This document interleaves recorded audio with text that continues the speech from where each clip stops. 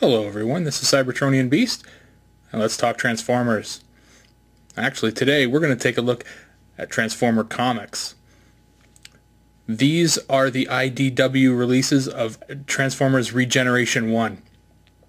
And this is the continuation of the Marvel series that back in the 80s and 90s that ended with issue number 80.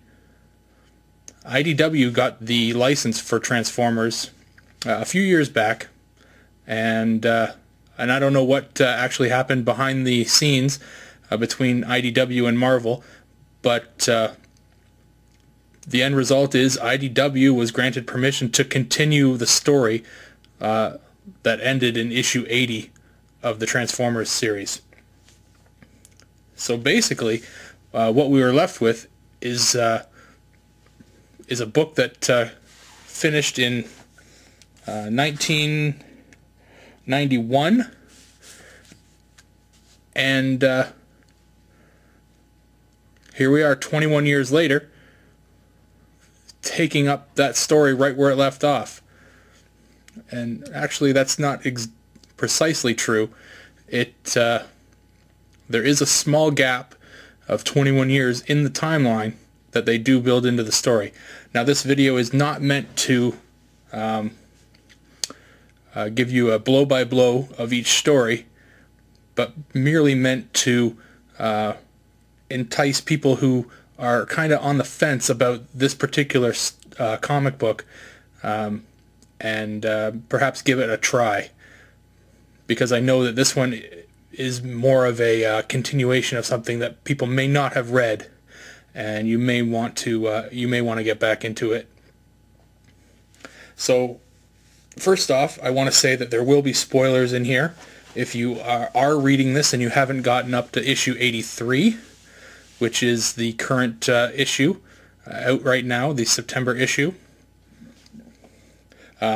So if you don't want to be spoiled about what's happening in that issue, then please stop watching this video. Without further ado, we're going to get into the 100-page spectacular that IDW released in I think it was June. I think June. This is when this came out.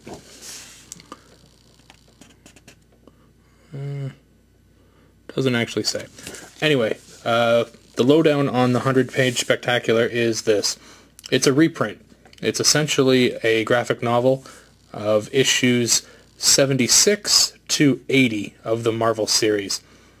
So basically this is what's supposed to get you caught up on what's about to happen. So if you're unfamiliar with the story and you're like, what the hell is going on here? You just pick up issue 81, and you're like, I don't know what the hell is happening here. This 100-page spectacular is something you should have. It has all the original Marvel art. One of the things that is really been commented on and not a lot of people like is that the original art has I believe it's who does it? Wildman? I think it's Wildman. Yeah, Wildman does the art. Yeah, Andrew Wildman, and he draws the robots with human-like faces, and people really don't like that. So yeah, you got to get used to that. So like I said, this is a reprint of issues 76 to 80, and it's a good book to pick up because if you're one that wants to find the original issues, those last few issues of the original series are extremely hard to find. Extremely. They're very low print runs, and the people that have them are collectors, and they really don't want to let them go. I believe issue 80 sells for $40 online, and yeah, that's minimum $40 for issue 80. On to issue 80.5. This was a free comic book day edition. And this was basically a bridge to get you between issue 80 and issue 81. So you could pick this up. It was a nice small story that was a kind of, well, let's say, you know, a retelling of some of the last issues of the comic, of the Marvel comic. It told you about Optimus Prime's battles with Megatron, Optimus Prime's battles with Janix, I believe that's how you pronounce it, and ultimately Prime's death in issue 75. He died, and actually I own issue 75 here, and there's issue 75, and yeah, Prime dies in that issue. And it's funny going back and looking at it, because Prime in issue 75 is, where's a picture of Prime here? Well, there's where he goes. Well, let's get a better picture of him here. There he is down there. So yeah, you can see him there. So he was Power Master Prime at this time, and he was Power Master Prime for a long time actually. But yeah, he at that point was Power Master Prime. But in the depictions here in 80.5, he wasn't. He was just regular Prime, so that everyone would recognize him. Basically, Megatron is gone in issue 80.5. They have no idea where he is. And for myself, because it's been such a long time since I had read the last issues of the Marvel series, I read 80.5 and had no frickin' clue what was going on. And it's funny because Free Comic Book Day was the first Saturday in May, and so I picked up 80.5, read it, and had absolutely no idea what was going on. This 100-page spectacular came out afterwards, and definitely helped out. On to 81. Now 81, the cover I picked up has Megatron on it, with a caption saying "What kept you," which is kind of clever because obviously it's been 21 years since they published a book for this title. So basically it starts off and it's got Cup fighting Bludgeon, and there's Galvatron in there. It's a confusing story because it starts dealing with the Wreckers, which you really haven't seen a lot of the Wreckers since Last Stand of the Wreckers, their miniseries. But it deals with a secret mission Cup has, and nobody else really seems to know about it. They get a mission to go off Cybertron, and they leave. Now, when they get to Earth, which is their destination, they find that in the time that they have been gone, which, again, like I mentioned earlier, has been 21 years since they have been gone, Earth has been decimated, like absolutely decimated. And they have no idea how that's happened. And they find out here at the end of issue 81 that Megatron has in fact been on Earth this entire time, kicking ass. So it's funny to find that out. Now, basically, issue 81 has just established the characters that are going to be used for ReGeneration 1, and establishes the majority of the plot. Now, going into issue 82, they can use a little bit more detail and get a little bit more in depth into the plot. Issue 82 is also the August issue, which was Dinobot month. So they dealt with every IDW Transformers comic for August was a Dinobot comic. So something had to do with the Dinobots. Now, first you open it up and you see these just ragged-looking Decepticons walking towards you, and you recognize them as ones that have died in the past. There's what looks like Thundercracker. I'm going to say it's Thundercracker there. And there's definitely Astro Train there. Ratbat is up at the top. And either Buzzsaw or Laserbeak. Now, what's one way to get old recognizable Transformers into a comic again? You bring them back as zombies. There's Starscream. Obviously Starscream was killed. We've got Blitzwing here, riding on a sled with, well, not a sled, but some kind of motorized vehicle with Megatron. And Megatron had built Ratchet's head into the vehicle. Now, with me being such a big fan of the current zombie craze, the fact that he's brought back so many dead characters as zombies, I love it. I absolutely love it. And one thing here that I really found quite amusing was the fact that he mentioned that he lobotomized these dead characters, these dead robots, and made them so that they basically had no knowledge or no thought process of their own. And then he mentioned here to Starscream that he didn't do as much lobotomizing to him as he did to the others, that he actually wanted him to know what was happening. He specifically says, why? Because I want you to be eternally aware of your situation and unable to affect it in its slightest. This special torment I reserve for all who oppose or defy me. So that is his own way of getting back at Starscream for all the shit he put him through. So then we get into the Wreckers.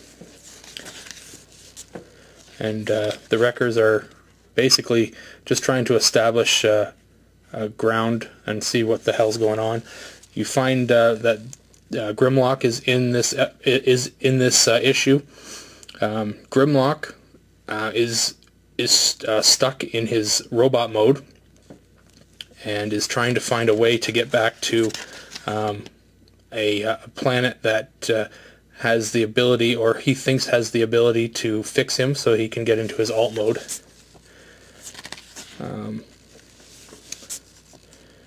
We're back to Earth here, and the Wreckers are engaging some of the zombie Decepticons. Cup goes off on his own. Grimlock ends up on that planet. It looks deserted, but it's not. Cup encounters Skywarp. It's a really good read. I love it. At the near the end of this book here, you do find out that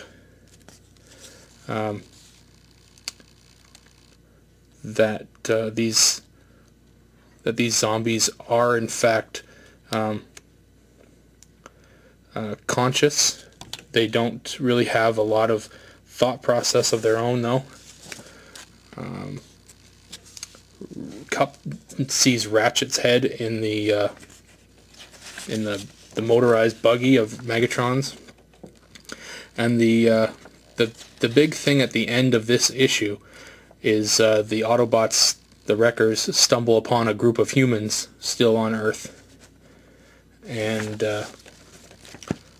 this guy that they call that calls himself Curcuit Smasher, and so we'll see in the next issue what the hell he's about.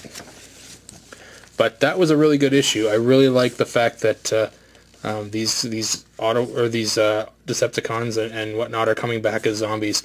It definitely is more of an instant army kind of thing for Megatron, and and he's built up some kind of fortress.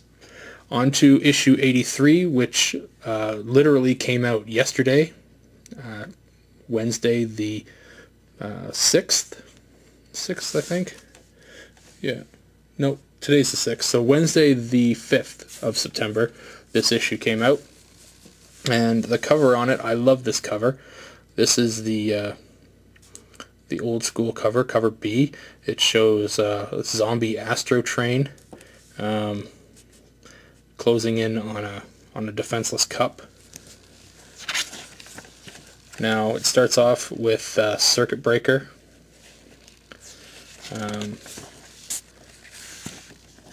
Now, basically right in here, the first couple pages, we find out that Curcuit Breaker is in fact Spike Witwicky, and that has its own questions as well, because Spike, as we know, has and because obviously we have we know that Spike was Fortress Maximus, and it is mentioned here as well by Topspin. Topspin says, "You're Fortress Maximus, aren't you?" And he mentions not anymore. So so there's an issue there. Spike is very upset with the Autobots and the Decepticons for leaving. It's been 21 years that they've had to endure Megatron's assault on Earth, and they're pissed. The humans are pissed. Moving on to some dialogue that just kind of is in between Hot Rod and Optimus Prime.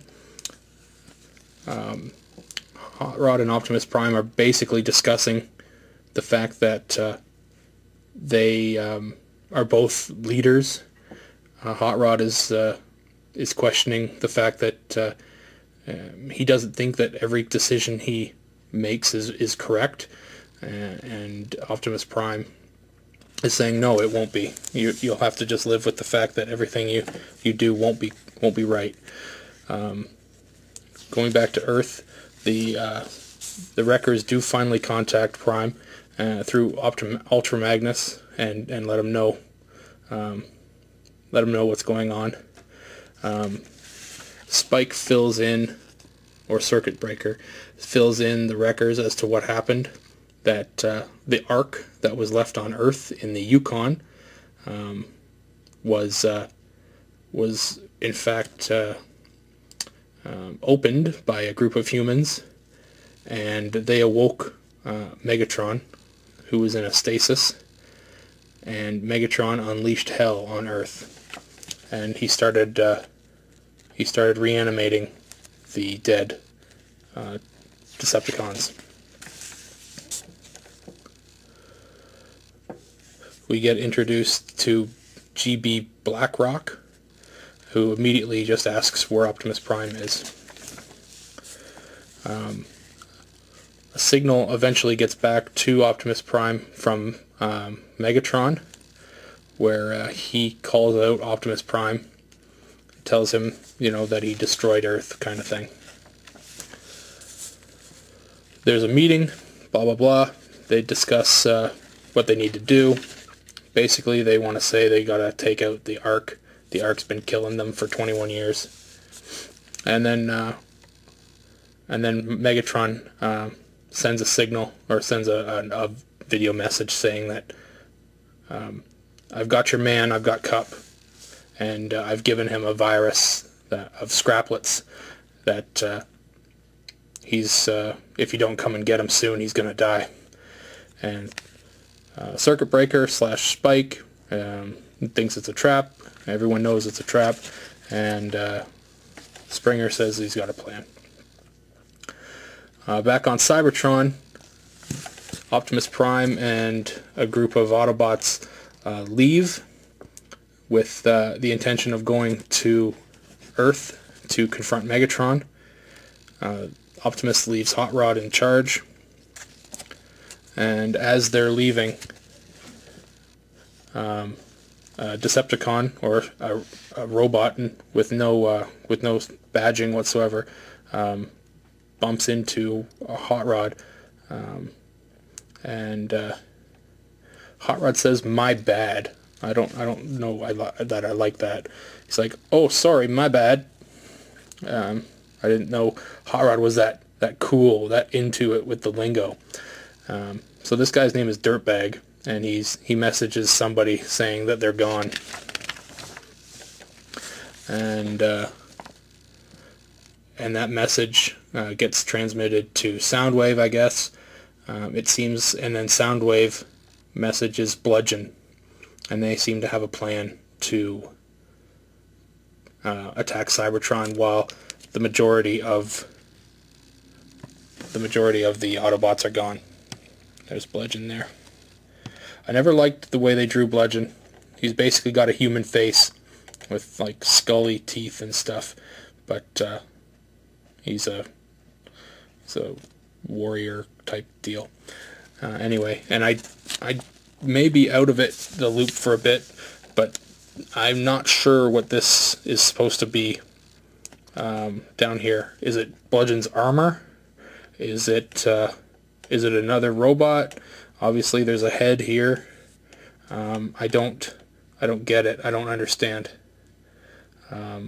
But perhaps somebody else can let me know. Anyway, that's it. The story should conclude in the next issue, but that should bring you up to speed on ReGeneration 1. So far, I've enjoyed it. It's been a really good read so far, and I've thoroughly enjoyed it. It's definitely seemingly building to a large battle between Megatron and his undead warriors and the Autobots and with the Wreckers. So I definitely recommend it for people that haven't. For people that have been kind of sitting on the fence, I definitely say give it a shot. It's worth a try for sure. If you haven't read any of the old Marvel books, like even myself, it's been years since I read the original Marvel books. Like I said, the last time they were published was 21 years ago. So the Marvel books, it's been longer than that since I read them. Like I got out of it before the last 10 or 20 books came out. So yeah, these books, I'm trying my best to actually get the original Marvel series completed, but you know, these last few books are harder to find. Now, these new ReGeneration 1 books, I do suggest but giving them a shot, though. If you have the means to download them and give them a shot online for the previews and check them out for little to no cost, do that. It's worth it. The art is something that you may need to get used to. It's definitely different than Robots in the Skies or More Than Meets the Eye, and for that you do need to get used to that. This is old style 80s 90s art. Andrew Wildman does his own thing with the Transformers, and for that you do need to be ready for that. But it's good nonetheless. Anyway, this is Cybertronian Beast saying I'll talk to you later.